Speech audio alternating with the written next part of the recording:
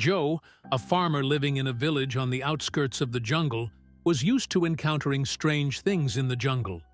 But on that particular day, he came across something he had never seen before. A plane had crashed and been abandoned, leaving behind a dark secret. Smoke was coming out of the jungle, and Joe decided to take a look. As soon as Joe realized that the fire had not been caused by Mother Nature herself, he went downstairs to take a look. He found a strong smell of gasoline and a burning plane. He couldn't believe what he had discovered. The accident was still very recent. There was no other way. Whoever was responsible made sure to leave the plane and its secrets behind. Joe had a chance to take a look inside and was never the same afterwards. But who was responsible for this plane? And why did he flee the area? And what was inside the plane that disturbed Joe so much? Joe has been part of a farming family for generations and is therefore very attached to the forest that surrounds his farm. On what should have been a carefree day, he walks down the river to find water for his animals. The day would take a turn. When he approaches the river, he sees a lot of smoke coming out of the jungle. After being surprised by it, he doesn't act. In all these years on the farm, Joe learned not to interfere with Mother Nature. But I didn't know that this was not the work of Mother Nature. When he returns to his thirsty animals, he has already forgotten about the smoky. He continues with his work, but the smoky catches his attention again. This time, it wasn't the sight of the smoky, but its smell. It smelled of gasoline, and when Joe looked at it, the smoke was darker than before. Joe is alarmed. From the way it looks and smells, you know it's no ordinary fire caused by Mother Nature. The last time this happened, it was a complete disaster. One that Joe was still trying to forget. Joe prayed for a better ending this time, but a ride awaited him. Despite his nerves, Joe decides to head for the fire. He wants to assume his responsibility as one of the oldest inhabitants of the village. He is getting closer and closer, but he is even more alarmed than before. The closer you get, the more trees appear to be damaged. Besides, all the animals had fled the area. Then, finally, Joe arrives and sees the plane. Joe is a little calmer now that he sees that only one of the wings is burning and that the fire has not spread to the surrounding trees.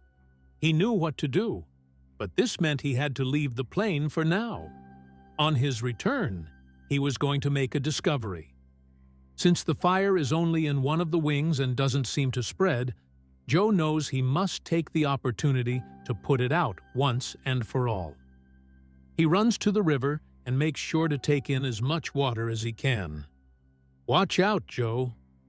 Joe returns and puts out the fire without too much effort. Now that the smoke clears and he can see the plane better than before, Joe is surprised to see the badge of a well-known airline. It's the same airline from the disaster many years ago. Joe can't help but panic. He runs away. But as soon as he is at a safe distance, questions come to his mind. After all, he didn't even check for passengers after putting out the fire. Who crashed the plane? What were they up to? The truth was about to be revealed to Joe. Joe decides he has to go back. He cannot live with the idea of leaving injured passengers, even if they were possible criminals. But before returning, he made sure to alarm the authorities.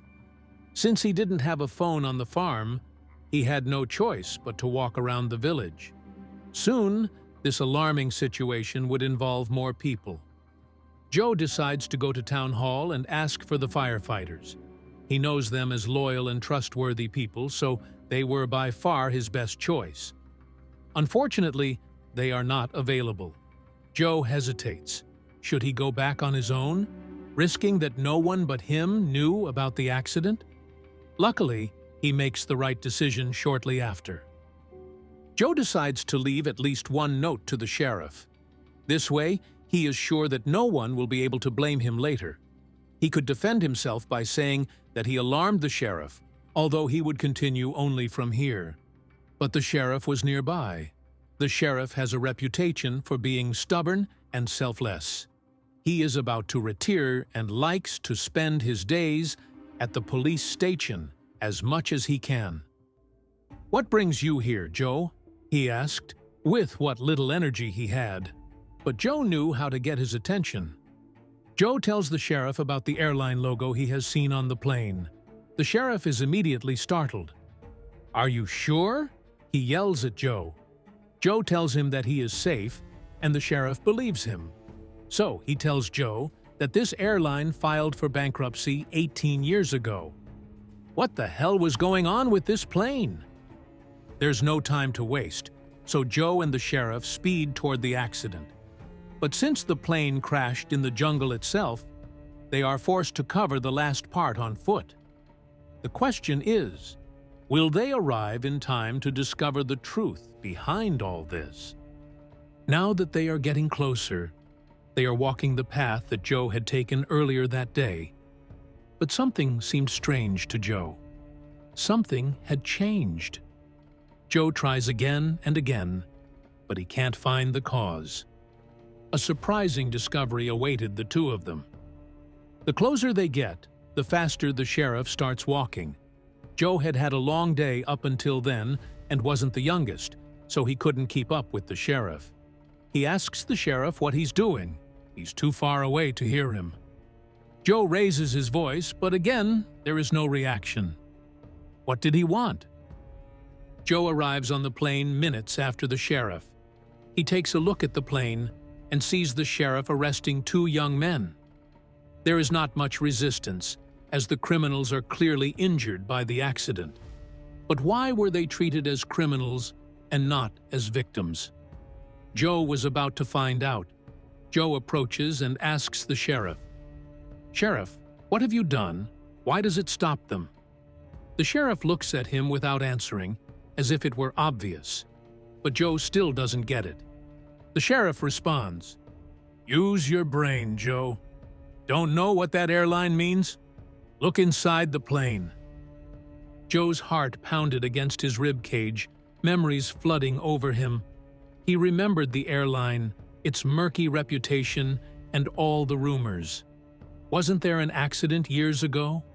Lives lost, families broken, and everything related to that same airline. His hand trembles as he approaches the handle of the plane's door. Memories of past disasters shadowed his present, making him question everything about the scene before him. The doorknob was cold, inflexible. He refused to yield. Joe's determination grew. Each attempt fueled his resolve. I needed to know what was inside. A crowd began to form behind him, their murmurs and whispered speculations increasing the tension in the air. All eyes were on Joe, waiting for him to reveal the secrets of the plane. With one last tug, the door slowly opened. A smell of stale air came out. Joe peered into the dimly lit interior, taking a moment for his eyes to adjust. The shadows played tricks on him, but as the details came in, his anxiety increased. The aisles, the seats, the overhead bins, everything seemed normal. However, an unsettling feeling persisted. As Joe ventured further in, his foot bumped into something. He bent down and picked up a shiny brochure. The cover showed majestic tigers with eyes of an eerie intensity. Inside, several images of tigers were accompanied by price tags, which left him dumbfounded. What did that mean? Who would put a price on these beautiful creatures? Off the plane, the sheriff engages in a heated conversation with the two young men. "What were you doing on this plane?" His tone was energetic, unyielding. They looked at each other, with uncertainty and fear evident in their eyes. We were just passengers," stammered one of them. But the sheriff wasn't convinced. The two men seemed to regain their composure and wove a story of innocence and misfortune. They spoke of an attractive air offer, of a last-minute trip, and that they did not know the brochure or its sinister implications. His story seemed rehearsed, omitting vital parts. The sheriff's instinct told him that there was much more to his story. Word quickly spread through town about the mysterious airline, the young people arrested, and Joe's discovery. Speculation skyrocketed. "Poachers!" exclaimed Mrs. Green from the bakery. "I've heard they're part of a bigger band," whispered old Mr. Douglas.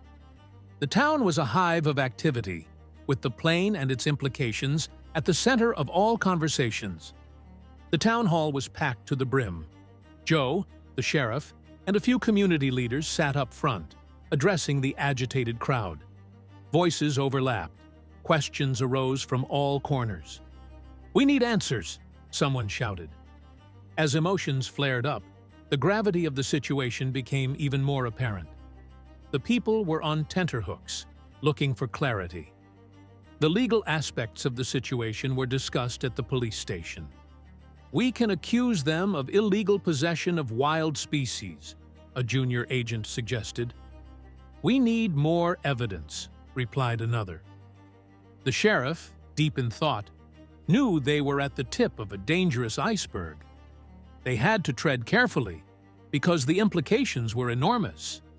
That night, Joe tossed and turned. Visions of majestic hunted tigers, their majestic roars silenced, haunted his dreams. The images in the brochure, the sinister price tags, and the evasive young men all played a role in his nightmare. Waking up in a cold sweat, he realized the weight of the situation. The mystery had only just begun. The sun bathed Joe's farm in a golden hue. Here, between the rustling of corn and the clucking of chickens, Joe was looking for an escape. The familiarity of the farm should have been comforting, but the shadows of the plane's discovery loomed over him. Even as he worked the fields, he felt an unsettling heaviness that he couldn't shake. The town square was bustling with angry voices. The news had spread, and emotions were running high. "We cannot allow these monsters to destroy our jungle," shouted one. "Our children have to know what tigers are, not read about them in history books," shouted another. Poachers had started a fire, and the villagers were outraged. Inside the town hall, a circle of village leaders huddled together. Maps are drawn up, and strategies are discussed. "We have to increase patrols," says one, "and awareness campaigns. We cannot let our guard down." The determination in his eyes was evident. The people were preparing to fight. Lying on the porch, Joe stared out at the distant line of trees. He envisioned a large sanctuary, a refuge for animals, free from fear and harm. He imagined children watching tigers in awe, not through a cage, but in their natural habitat. He decided that this dream was worth fighting for. In times of adversity, the people demonstrated their true strength. Fundraisers were organized, young people volunteered to patrol the jungle, and awareness programs were initiated in schools. It was comforting to see the community come together. The discovery of the plane had shocked them, but it had also brought them closer than ever. At a meeting, a group of elderly villagers stood up. They were the guardians of the jungle, an ancestral group that revered the jungle and its inhabitants. Their ancestors had lived in harmony with the forest, understanding its balance. "We have to remember our roots," they advised. His wisdom and reverence would be essential in the battle ahead. As the investigation deepened, chilling details emerged. Poachers were part of an intricate network, with connections that stretched far and wide. Its operations were vast and its scope unsettling. It was not just tigers, but a complex nexus of illegal wildlife trade. The people were facing a formidable enemy. A raid on a nearby camp revealed alarming evidence. Maps of the region, lists of rare species, and communication devices connected to unknown places. It was evident that the poachers' organization had more sinister plans on their hands.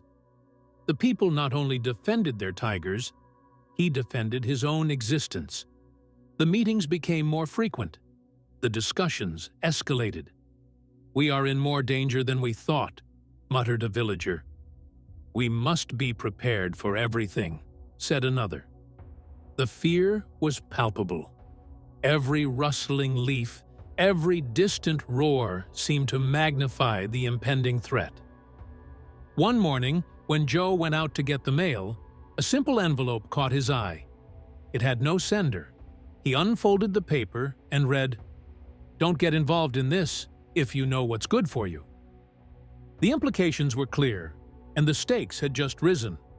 The battle for the jungle was about to intensify. In the dimly lit office, the sheriff paced uneasily. He had always been the pillar of the town. Now he struggled with a disturbing secret. There were things I knew about poachers that could spread panic, but the villagers deserved to know the truth. Torn between keeping calm and honesty, he was facing an internal storm. With each step, Joe was deeper into the dense jungle. The trees, tall and ancient, whispered stories of times gone by. There was a mixture of awe and awe as he ventured into uncharted territory, driven by a determination to understand the enemy. Hiding under thick brush, Joe stumbled upon a makeshift camp. The burnt bonfires, the cages, and the footprints betrayed a dark history. It was a temporary poaching site. As he documented the evidence, he was overcome with anger. The invaders had desecrated this sacred ground. As darkness enveloped the jungle, a plaintive cry pierced the stillness. Following the sound, Joe found an injured tiger with a trap painfully attached to its paw. The majestic creature's eyes were filled with pain and fear. At that moment, Joe swore to protect the heart of the jungle. With care and patience, Joe and some villagers freed the trapped tiger. As the creature limped away, it turned and its gaze fixed on Joe's. The village saw this rescue as a beacon of hope, a sign that they could make a difference in the face of the impending darkness of poaching. The dream began to take shape. A vast area of land was allocated. It was fenced off, and shelters were built. But creating a sanctuary was not an easy task. Funds were scarce, and the immensity of the task was often overwhelming. However, Joe's vision remained intact. Aware of the importance of the sanctuary, the people mobilized. Some donated money, others their time and skills. Children organized fundraisers, and elders offered their wisdom.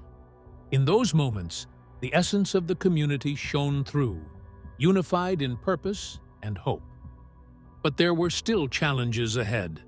Heavy rains flooded part of the sanctuary. Waters washed away essential supplies, and some animals were in danger. The dream seemed to be teetering on the verge of collapse. Doubt clouded Joe's mind, and the weight of responsibility fell upon him. Adversity only strengthened the community's resolve. They worked day and night to repair the damage and salvage what they could. Their combined strength proved that together they could meet any challenge. The sanctuary wasn't just Joe's dream, it was the heart of the town. To ensure the future security of the jungle, a patrol team was formed. Composed of villagers, the team would guard the jungle, acting as its guardians. Their presence was proof of the village's commitment. They would not allow the heart of the jungle to fall back into the hands of poachers. As the patrol team made its way into the dense foliage, it faced multiple challenges. Unexpected encounters with snakes and other creatures became commonplace. One night, they came across an armed group with cold eyes of bad intentions. The tension quickly increased, and the thick air was charged with danger. Hidden maps, transaction records, and encrypted communications. Objects captured in the poachers' camp reveal a vast and intricate network. The organization spanned several continents and traded not only tiger parts, but also other rare animals. The scale was larger than anyone had imagined. Armed with evidence and with the support of the community, Joe and the sheriff decided that the time had come to confront the organization's leaders. It was a risky move, which could lead to chaos. In a heated confrontation, passions flared, and the future of the jungle hung in the balance. After a tense standoff, the poachers were arrested. The village rejoiced at his victory, but not all of them returned home. Some members of the patrol team, including Joe's dear friends, paid the ultimate price for protecting their land. After the accident, Joe sat on the edge of the jungle with the weight of the loss on his back. He realized that if the plane hadn't crashed, many more tigers would have fallen victim. That fateful event, although tragic, had led to the awakening of a community and the salvation of the forest. Years passed, and the sanctuary became a thriving oasis. Tigers, once on the verge of extinction, roamed freely, and their numbers were increasing. Visitors from far and wide came to witness this testimony of human resilience and the indomitable spirit of nature. The town was transformed. It ceased to be a picturesque settlement to become a wildlife conservation center. Researchers, activists, and enthusiasts flocked to learn and contribute. The story of a people who rose up to protect their hearts inspired many. Older, but with the same fiery spirit, Joe was revered by all. Schools, research centers, and conservation programs were named after him. His actions had sparked a revolution. The story of Joe, the farmer who defended the jungle, became legendary. One day, at dawn, a deep, resounding roar echoed throughout the shrine. It was a sound of power, freedom, and resurgence. For the people, it symbolized the triumph of their spirit and the rejuvenation of the jungle they loved so much. In the golden years of his life, Joe found solace on his farm, gazing at the distant silhouette of the thriving sanctuary. He often walked the perimeters of the jungle, watching over its custody. The roars of tigers, the trills of birds, and the rustling of leaves were music to his ears, testimony to a life well lived and a legacy assured.